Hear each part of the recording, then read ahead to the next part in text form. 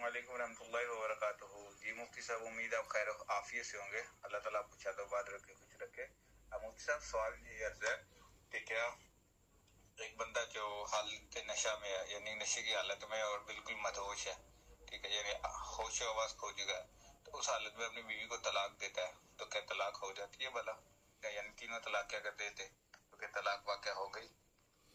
अस्सलाम वालेकुम रहमतुल्लाहि व बरकातुहू। नशे की हालत में तलाक दें तो क्या तलाक वाक़या हो जाती है? जी, तलाक वाक़या हो जाती है। और आपके सवाल से ये पता चल रहा है कि उस नशे की हालत में उसने 3 तलाक़ें दी हैं।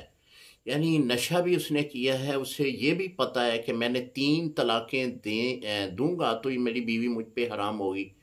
तो उसने वो मिक़दार मख़सूस जो मुकर्रर की गई है 3 तलाक़ों की, उसकी बोलने की हद जो है उस तक उसको होश मौजूद है।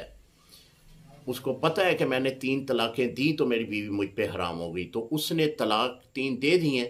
तो ये अजीब किस्म का उसने नशा किया जी, इस नशे से उसकी तलाक वाक़या हो गई है। बीवी उसकी उस पर हराम हो गई है।